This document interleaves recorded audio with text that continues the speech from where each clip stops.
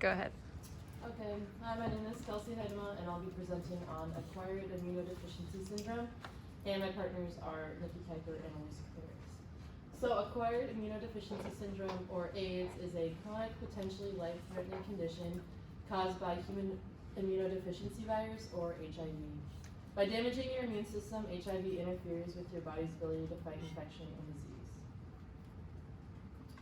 So left untreated, HIV typically turns into AIDS in about 8 to 10 years. So when AIDS occurs, your immune system has been severely damaged. So you'll be more susceptible to developing infections a person with a healthy immune system usually wouldn't.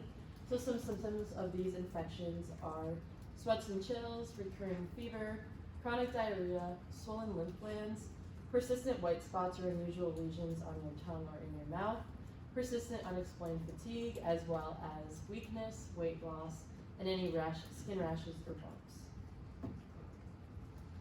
So for assessment, we just want to look at 3 different things in your life. And so first we want to check history. And so we just want to look for any history of infections such as tuberculosis, herpes, hepatitis B, fungal infections, as well as STIs, which may be a sign of AIDS. We also want to check for a physical exam.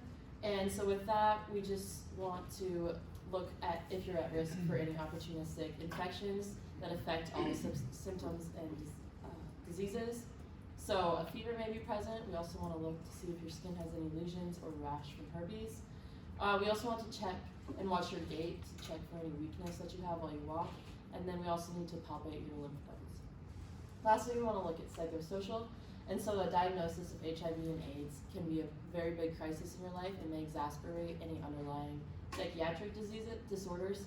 So you may have anxiety, numbness, depression, or suicidal ideation. So we just need to keep that in check. Next we want, so just for the causes of AIDS, so HIV is the cause of AIDS because if left untreated, it can grow into AIDS. And so HIV can spread through sexual contact, blood to blood, or transfusion contact, or the use of contaminated needles from someone who had HIV. It can also be passed down from mother to child. So that can either be done in utero, during delivery, or during breastfeeding after the child is actually born. So for diagnosis, to diagnose AIDS, your doctor will need to first confirm a positive HIV test, and then also you need to have evidence of severely depleted CD4 cells. So we just take CD4 tests to test that. And then for the positive test for HIV, we can either do one of 3. So the first one could be an antigen test.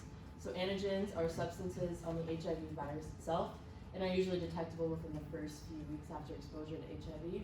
We can also do an antibody test, and so that's just to look for the antibodies to HIV in either your blood or saliva. And then lastly, we could do a nucleic acid test, so that's just to look for the actual virus within your blood. So for treatment, there actually is no cure for AIDS. Once your body has the infection, it can't get rid of it, but there is a really good treatment option, and that's called ART therapy. So ART therapy improves the immune system and substantially increases life expectancy. Many patients treated with the ART therapy have a near normal life expectancy. And so ART is just a combination of 3 or more medications from different med groups, and it's supposed to lower the amount of HIV in the blood. So for prognosis, AIDS takes about 10 years to develop from HIV, and unfortunately, the life expectancy is usually only another about 3 years after your AIDS diagnosis. Thankfully, the life expectancy can dramatically increase with early diagnosis and treatment. So just for follow-up, we just want to tell you to take precautions at home and do things such as some daily assessments just to check for those skin rashes and lesions. We also tell you that you should do several follow-up doctor's appointments just to monitor the stage of your disease. We also like to teach you about safe strategies for safe sex. And we also want to encourage you to notify any sexual partners that you have AIDS.